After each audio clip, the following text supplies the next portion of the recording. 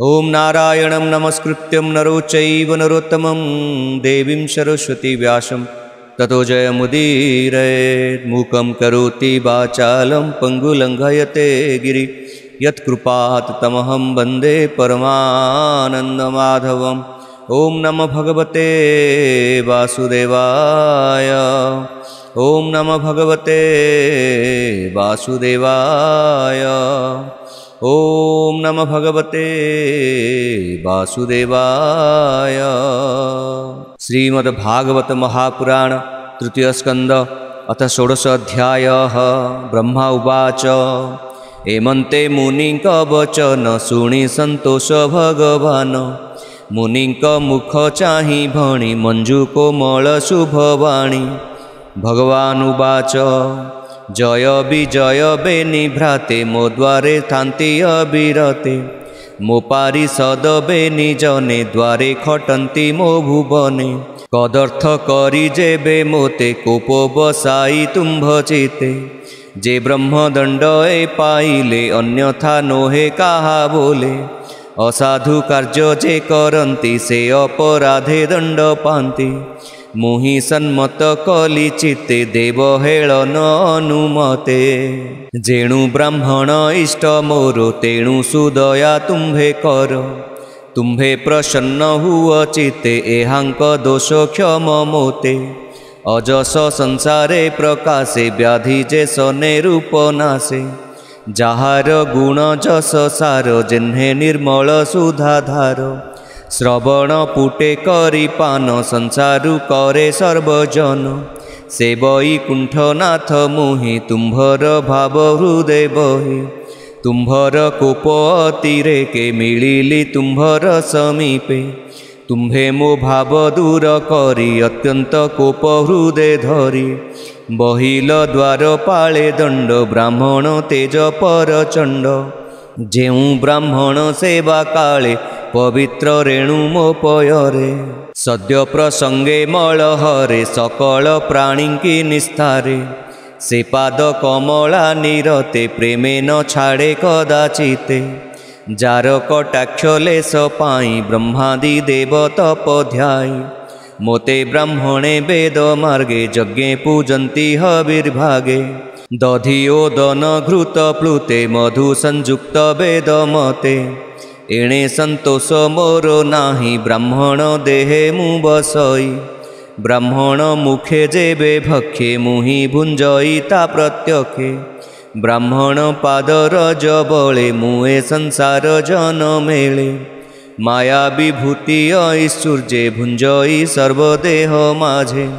मो पाद जल अघदहे चंद्रशेखर शिरे बहे। पवित्र होन्ति तीनि लोके एमंत हेले हे मस्तके। किरीटे जार रेणु बहे ब्राह्मण दोष के न सहे। विप्र शरीर मोर तनु एणु दुसह विप्र मन्यु। जे भेद बुद्धिटी विचारी मोते चिंतन्ति भिन्न करी। से मोरे अपराध करे केबे हे संसारु न तरे। जमर गृध्र रूपी दूत चंचुरे नासे दृष्टिपथ। ब्राह्मण देहे द्रोह चिंती ए भव सिद्धु न तरन्ति। विप्रभकति तेजी नित्ये भ्रमन्ति घोर माया पथे। स्वभाव कर्म दूर करी विकर्म मत अनुसरी। पाषण्डवाद अनुक्षणे करन्ति विद्या गर्वपणे। नुहन्ति मोहरे विश्वास एणु संसारे होन्ति नाश। ब्राह्मण क्रोध कले चित्ते जे शांत करे यथोचिते। कटु भाषण ब्राह्मणर शुणी संतोष जेउ नर। पुत्रर प्राय करे स्नेह तावसीभूत मोर देह। विप्र भक्ति रे मो संतोष मुहि निश्चय तार बस। से बेगे भव नदी तरे ए भावे मोते बस करे। तुम्भर भावे जेहु भावी से तरंती भव नदी।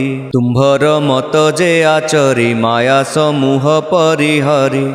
ब्रह्म निर्वाणे पसे जाई उदय अस्त तार नाही। एमंत कही भगवान मोहिले सनकादि मन।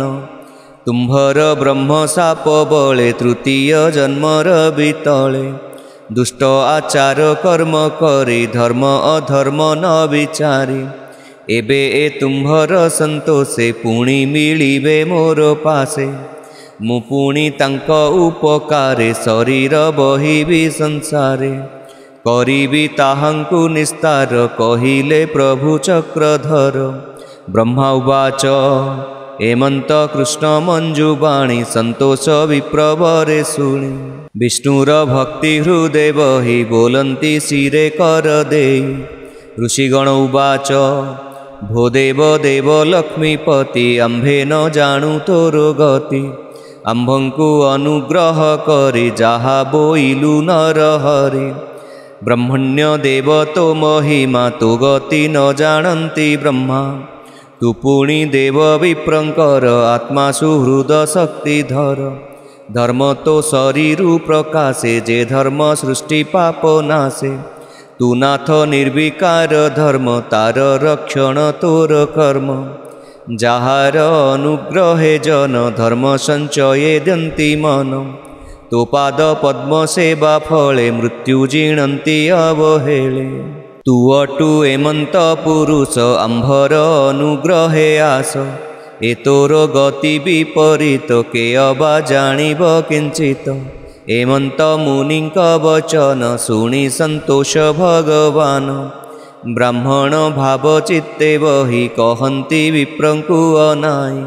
भगवान उवाच जय विजय बेनि भाई तुम्भर चित्ते क्रोध देई असुर जोनिए पाइबे दुष्कृत कर्म आचरिबे पुणी आसिबे मोर पुरे सुवर्ण वेत्र धरी करे ए वैकुंठपुरे वास जेबे तुम्भर मन तोष।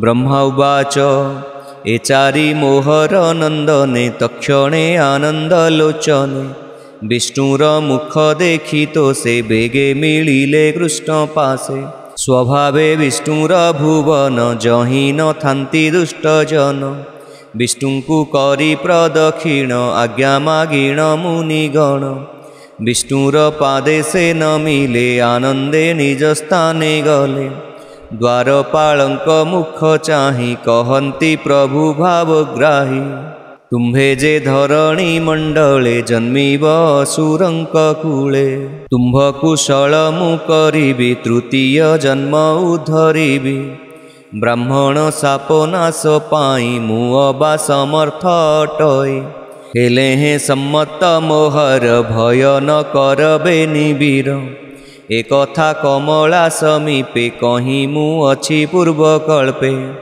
मोर एकांते लक्ष्मी जानते जेबे निरोध कलपथे ब्रह्म हेलन जे करन्ति मो हृदय शल्य समर्पन्ति तुम्भर तारण निमन्ते मु देह बहिबि जगते भुवने रहिब मो जस शुणन्ते पाप जीवनाश मो कथा भुवन पावनी ए भूमि मध्ये देह घेनी करिवे श्रवण कीर्तन शुणी तरिवे सर्वजन। ब्रह्मा उवाच एमन्ते द्वारपाले कहि निज भुवने भावग्राही बसिले कमलार मेले आवृत विमान संकुले से द्वारपाल बेनि भाई भाळन्ति दश दिग चाहि तक्षणे अधर सुखिला आत्मारु विष्णु तेज गला दुस्तर ब्रह्म सापु करी बेगे होइले हत शिरी तक्षणे हत गर्भ होई अधो बदने बेनि भाई विष्णुर भुवनु पड़न्ते हाहा शब्द शून्य पथे सेवेनी वीर एक भावे तक्षणे पशिदिति गर्भे कश्यप वीर्य आश्रे करी एणु भुवन लोके डरी सेवेनी असुरंक तेज तुम्भंकु करिछि निस्तेज सेवेनी भाईंकर दर्पे तिनि भुवन दिश कंपे एथकु नाही प्रतिकार त्राही करिवे चक्रधर जे विश्व सृष्टिर कारण अनादि प्रभु नारायण तामाया न जानन्ति केहि संसार मध्ये देह बहि आम्भे सकळे ता चरणे आश्रय करु मृत्युपणे ए घोर भय ही आम्भर खंडिबे प्रभु चक्रधर एमन्ते देवगण मध्ये विधाता कहिले आनंदे से हरि चरण कमले सुजने चिंतहे निश्चले से हरि ब्राह्मण वत्सल करुणा सिंधु आदि मूल ताहांक चरण पंकजे ब्राह्मण जगन्नाथ भजे। इति श्रीमद्भागवते महापुराणे पारमहंस्यायां संहितायां तृतीयस्कन्धे षोडशाध्यायः।